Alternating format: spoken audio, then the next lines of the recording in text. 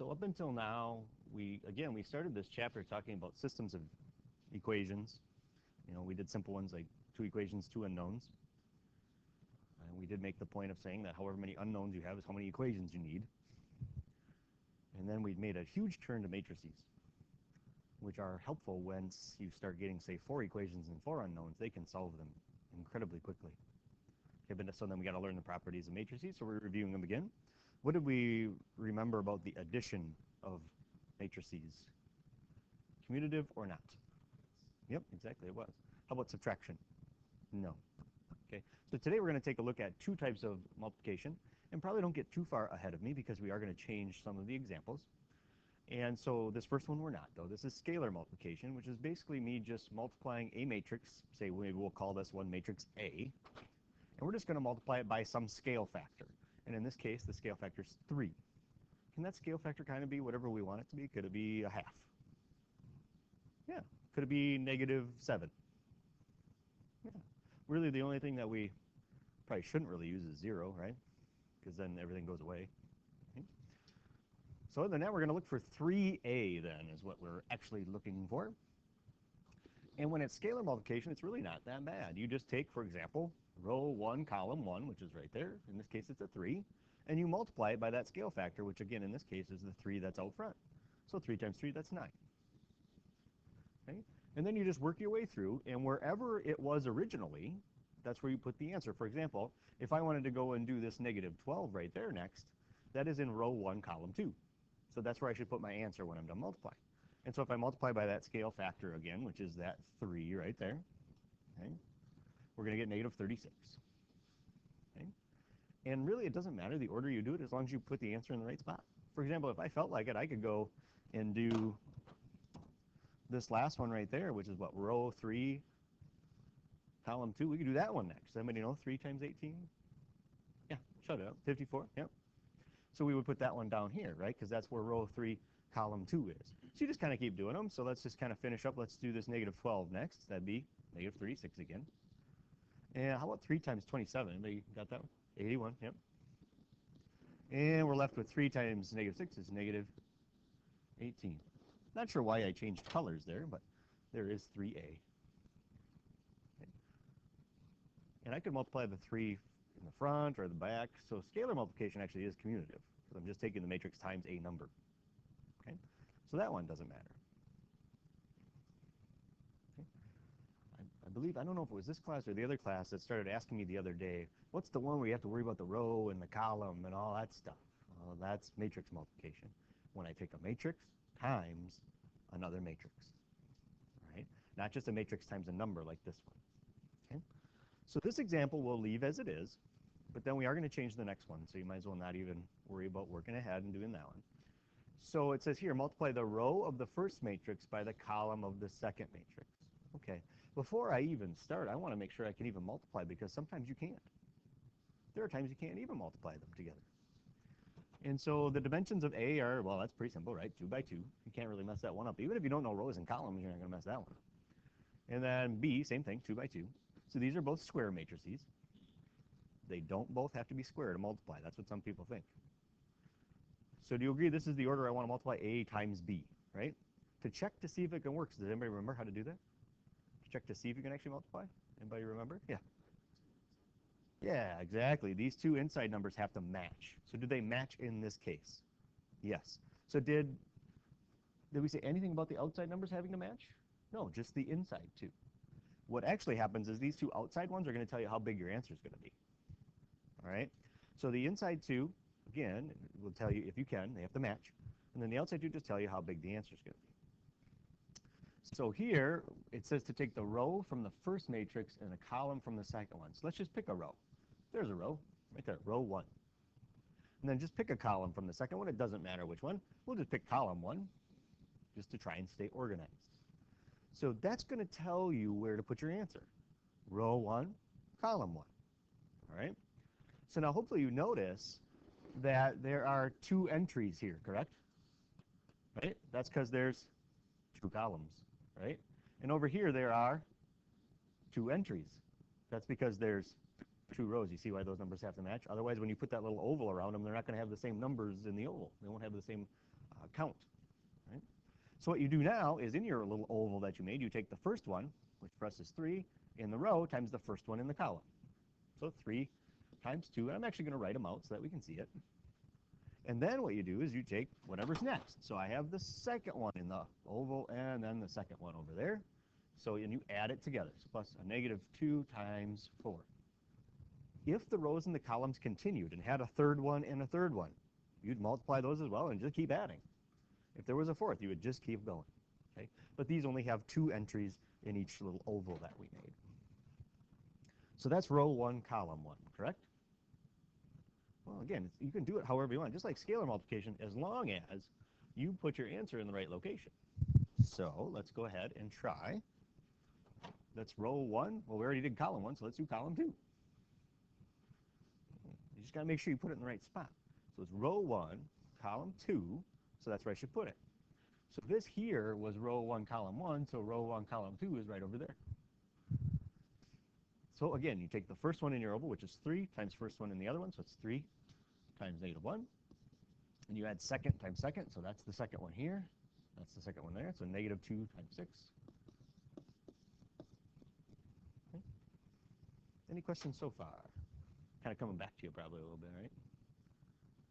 So let's see, I did row 1 with column 1. I did row 1 with column 2. Are there any more columns to put with row 1?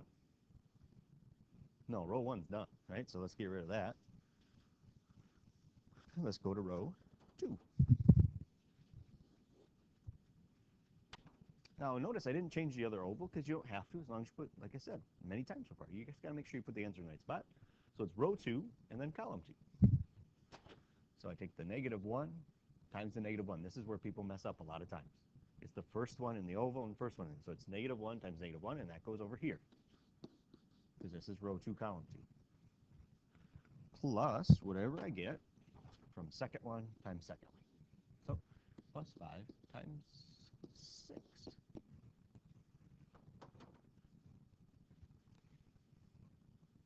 Okay. Everybody good so far? Well, there's only one left to do. I've done row 2 with column 2. Now I have to do row 2 with column 1. Okay. So I'm going to take the negative 1, which is the first one, times the first one over there, which is 2. So negative 1 times 2. Plus, first one is 5, and or second one's 5, and second one's 4.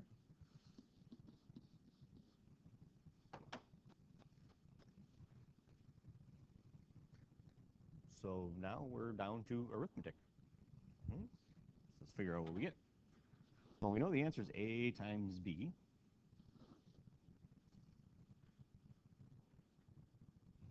Okay, here we go.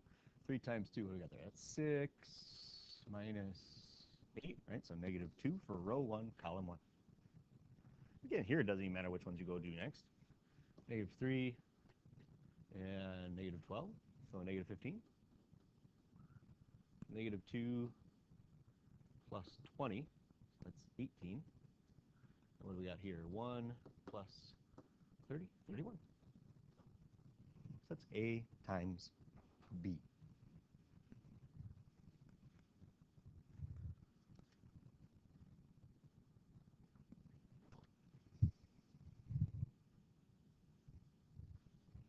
Questions on any of the steps that we took here? You should probably know what question is coming next. We've talked about it for everything that we've done so far. What do you think about matrix multiplication and it being commutative? Because what that means, how about real numbers? Is multiplication commutative? Like 5 times 4, 4 times 5, same thing, right? So is A times B the same as B times A is really the question here. I see some of you shaking your head yes, some of you shaking your head no. Well, let's just take a look at that. What that means is I would put B first, right? What do we got? 2, negative 1, 4, 6, right? That's B times A is over here, which is 3, negative 2, negative 1, 5. So if I go do row 1, column 1, if it is commutative, I would get negative 2, right? Because that's what I got for A times B. Well, let's just do that one quick, just to check and see how things are working here. It'd be 2 times 3 plus negative 1 times negative 1. So I'd get 6 plus 1, I get 7 for row 1, column 1. Do I get the same thing? No. And I chose a square matrix times a square matrix to start with because it would seem like maybe it is possible. But sometimes you can multiply A times B, and you can't even multiply B times A. So it's definitely not commutative, right? They won't even, and sometimes you can't even do it. So keep that in mind, that the order in which you do things with matrix multiplication is very important. You can't just flip them around. Okay? Any questions on that? No? So for this one, why don't you go ahead and just kind of scribble that one out. I mean, don't scribble the rest of your page out because we're going to use it, right? But we're going to make up a different one. We're going because this is, again, a square times a square matrix, so we'll just make up another one. So let's make a matrix A, and we'll go for matrix A, let's do 3 by 2. All right? But let's be nice to ourselves. Let's put some nice numbers in there. What are some nice numbers to see when you have matrix multiplication? What do you think are some nice numbers? Yeah? 10? Okay. I wouldn't say that's a nice number, but we'll use it. All right? Yes. Hey, let's put a 0 in there. All right, I like that. What's another? Let's not put all zeros the rest of the way, right? Otherwise, we're not going to learn anything, right? What's another good? 81? No. 7? All right, 7. How about another good number? So is this good? Is this at least the start for 3 by 2 that I've got so far? Yeah. Yeah. What do you got? How about 1? There we go. There's a good number. Yes. -1. All right. And let's throw a 0 in there. Let's throw another 0 in there, just to be nice to ourselves. All right. Yeah, -0. Yeah, there you go. That'll help. All right. So now for B, we're somewhat limited. We know what one of the dimensions has to be. Do we know the other dimension? No, the other dimension can be whatever. Which one do we know? The row dimension or the column? Which one do we know it has to be a certain number? The row. Yeah, exactly. What does the row dimension have to be for B? 2. Yeah, exactly. Because when we go here, these two have to match, right? Did we say that these end ones had to match? These two here, did we say those had to match? No. What did we say about those two? It just tells you how big the answer is going to be, right? Okay. So let's just go 2 by 2. The other class wanted to do 2 by 1, and I'm like, well, yeah, then you're not doing a whole lot of work there, right? We'll do 2 by 2. All right. So you're saying I can multiply these, correct? No matter what 2 by 2 I put in there? You're right. And it's going to be a 3 by 2 when we're done. So we'll be very simplistic with our choice. Right? This would be the case. If I just write it quick, this would be the case I was talking about. B is 2 by 2, right? A is 3 by 2. We can't even take B times A. Right? So A times B and B times A are not going to be the same thing. Okay? Because I can't even do this one. Right? All right, well, I'm going to have to be a little careful with my erasing and stuff this time, right? So I don't erase the whole thing, right?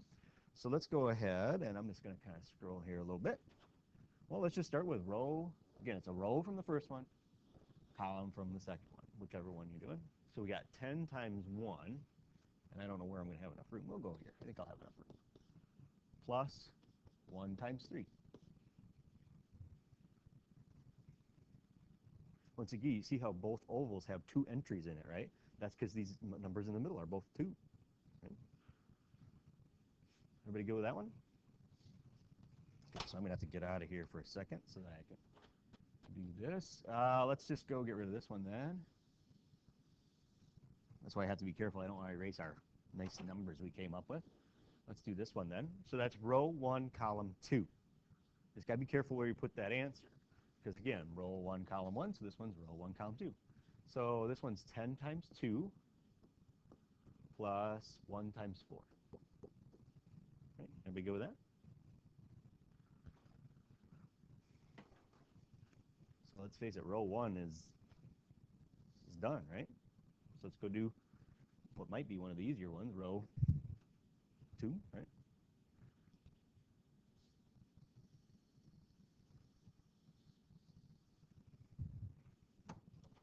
Right, so notice I didn't change my column, and you don't have to.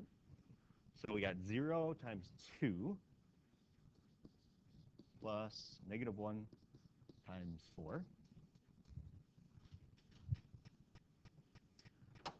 And now we might as well finish row 2. Again, let me know if I'm going too fast. And obviously those listening to the recording, if you are, you can just pause it if I'm going too fast. So now we do first one times first one. Here's where people start getting messed up. It's 0 times 1. All right, so first one times first one, plus second one times second one.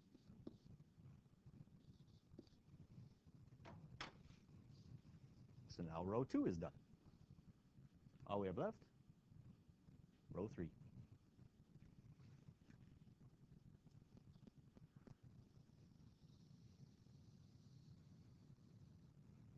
Oop, took out some of my 0 there. This was -1, right? Is that what we had there? Oh, -7? Or just 7? There we go. Oh, that's right. I remember who gave us 7. So we'll do that one. So row 3, column 1. So 7 times 1. Remember, first one times first one. All right, and then second one times second one. So 0 times 3.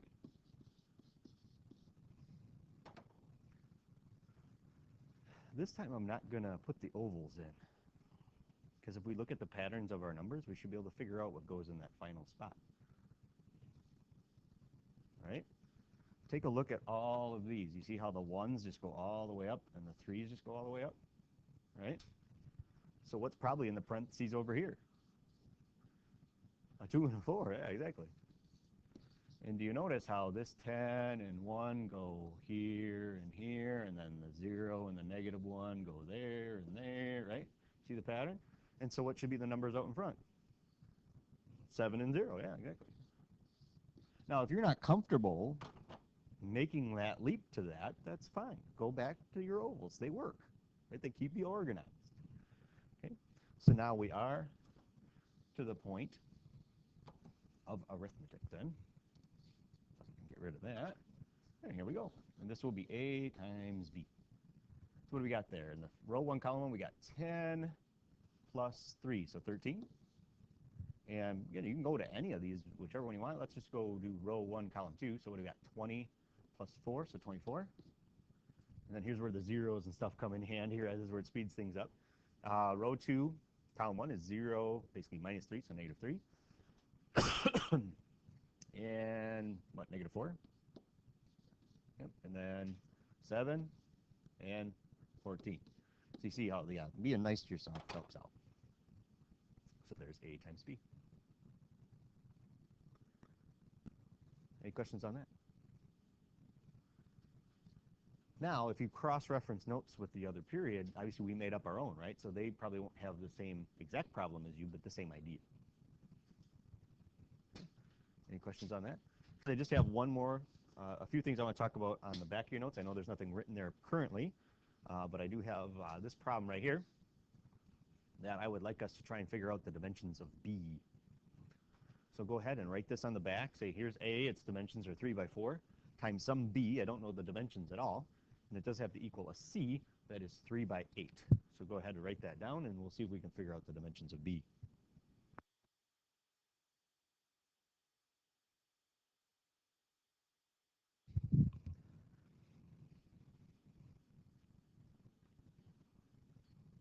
I think I already heard the answer from somebody, which is good. It shows that you're understanding what has to go where. Because we do want to be able to multiply. It says I get an answer, right? It equals some C matrix. I get an answer. So what does B, what are the dimensions? Yeah, 4 by 8 is correct. 4 by 8, because again, these numbers have to match to be able to multiply, so we're good. And then this gives how big the answer is, right? So another thing, we talk about properties. We talked about commutative property with real numbers and then matrices. We know matrix multiplication, not so good, right? There's no commutative property there. What about for real numbers? What's the multiplicative identity?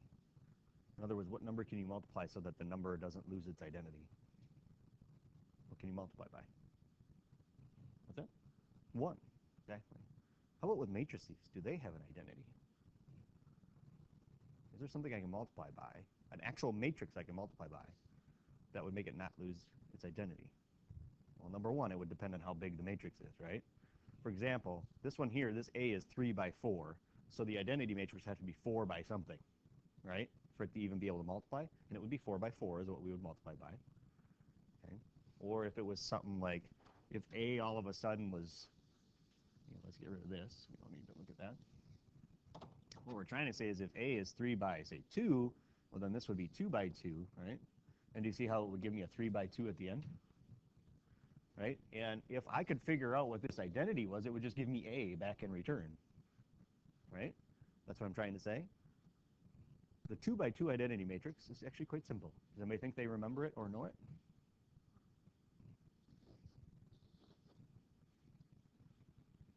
It comes back to what number was really nice for us in these problems, right? 0 was a really nice number, right?